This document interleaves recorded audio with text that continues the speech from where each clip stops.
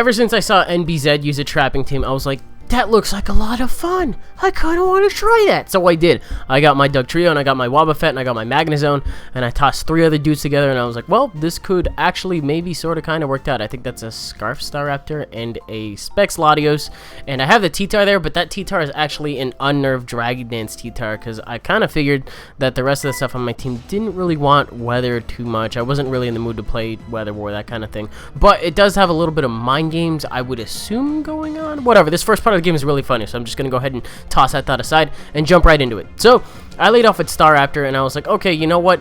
Even if he is Scarfed, I don't really think he's gonna go for the T-Bolt or the super effective move right off the bat to try to kill him. Turns out he fucking does, which is like, okay, you know what?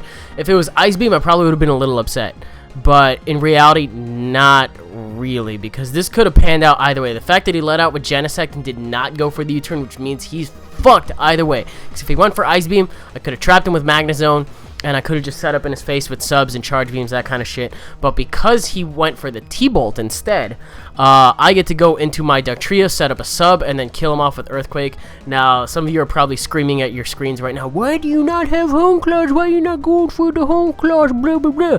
So, thing is that I've made a lot of sets over the years, this Dugtrio included, and I made it in 4th gen, so that's really the only explanation I have for it. It's been sitting in the box, I haven't used it since. As a direct result, I haven't put Home Claws on it yet, which I definitely think would have been a way better move, just to run Edgequake and then sub in Home Claws. That way I could have set up all day, and would have been a fucking clean sweep from here for the most part, since I would have been behind a sub and OHKO and nearly everything.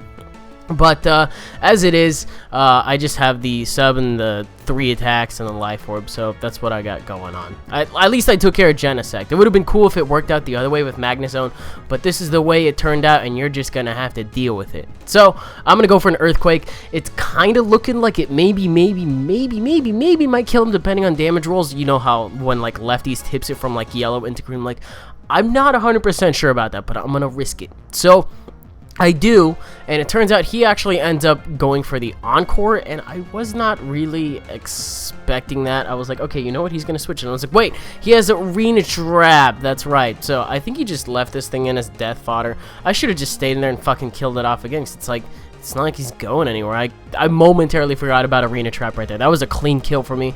I don't know why I didn't, but he is allowed to switch out on this turn if he really wants to.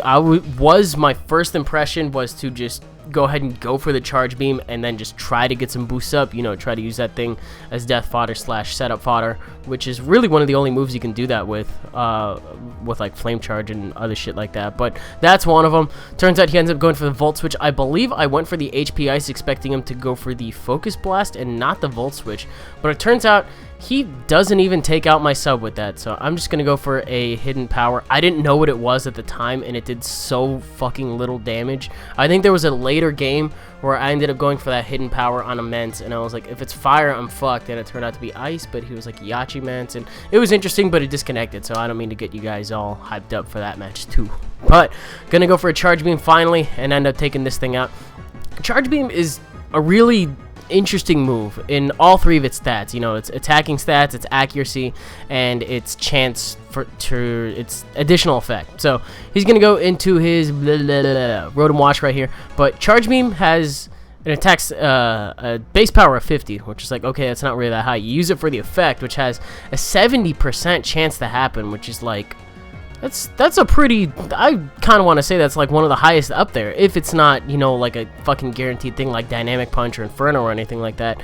And it's got 90 accuracy, which ordinarily I would kind of shy away from, but it's like, hey, you know what, I might as well fucking go for it. So, I don't really know why I felt like talking about Charge Beam that much, but as you can see, I just sub up on the Rotom, and I kind of wanted to see if he was going to end up going for the Volt Switch. He ends up going for a Hydro Pump as I go for a sub. I figure I can just go for the T-Bolt. Now, this shit right here really rustled the hell out of, if I got a box of Jimmies out of here, I just shook them all up, because congratulations, I just rustled every single fucking one of them. Mid-game sash. What the hell is that shit? I haven't seen that in so long, but he got me with it, and yeah, so that would have been a sure kill otherwise, but he instead puts me to sleep, and I think I try to burn off some sleep turns here, because I think I was initially just going to leave it in as, you know, death fodder, but he plays it right, and he ends up going for the Swords Dance. I'm like, Holy shit, that's not good. So he is able to take me out with a Mach Punch, I believe, on the next turn, which is like, okay, whatever. That kind of blows. But that's fine. That's fine. You know why that's fine? Because I do have Dugtrio. And this move actually should have been a little obvious, because he could have just gone for the... I think he was really tempted to, I don't know, just Mach Punch and then try to finish me off. I don't fucking know. But Sucker Punch was a little obvious since I didn't Hone Claw. I don't know. Was it? Wasn't it? I guess you can let me know in the comments. But here, I left this shit in on purpose to die, because I know the only thing he can hit me with is HP Ice or Focus Blast. And that leaves room for my third Trapper to come into play, which is Mrs. Nesbit. Now, fun fact about Wobbuffet, if you look at all the Dex entries, the Wobbuffet is not actually the blue part. The Wobbuffet is a little black tail. You can research that shit. It's pretty interesting. But now I have him trapped thanks to Shadow Tag. He's locked in on not very effective Focus Blast. It's going to take a couple of Mirror Coats, but I actually am able to recover off a little bit easier thanks to the lefties. And I think this is a physically defensive Wobbuffet at that too, which is kind of funny to me. But hey, I don't know. I don't know if it is or it isn't, but Focus Blast isn't really doing shit. So it's like, well, I get Mirror Coats for free, and I can just do that. And I believe his last one actually happens to be a Fortress, if I'm not mistaken, so we can all kind of figure out where that's going. But 2 Mirror Coats from his own Focus Blast ends up taking him out. I just got the little visual in Super Smash Bros. When you send out the Wobbuffet and you punch it like as hard as you can, and then it just fucking knocks you out. That is basically what happened with Thunder. It's like, fucking Wobbuffet, I'm gonna hit it, and it didn't really work out. But as you can see, I ended up going for the Encore because I thought I was gonna be slower for some reason. But hey, whatever. I made a goof. The best thing I could have done was Safeguard, in all honesty, or maybe just gone for the counter. I don't fucking know. Game's basically over at this point.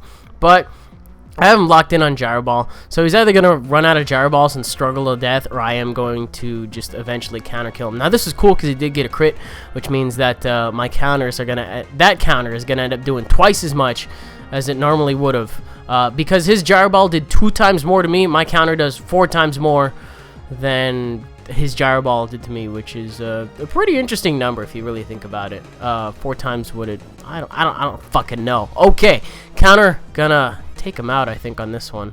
So that's it. I just basically used all 3 trapping pokes, and you really didn't... Staraptor fucking died, and then Latios or T-Tar just weren't even there. So this is kind of showcasing the 3 trapping pokes I know of at the moment. Thinking about it, I forgot to slap on Gothitelle, and there's probably one other one I'm forgetting about.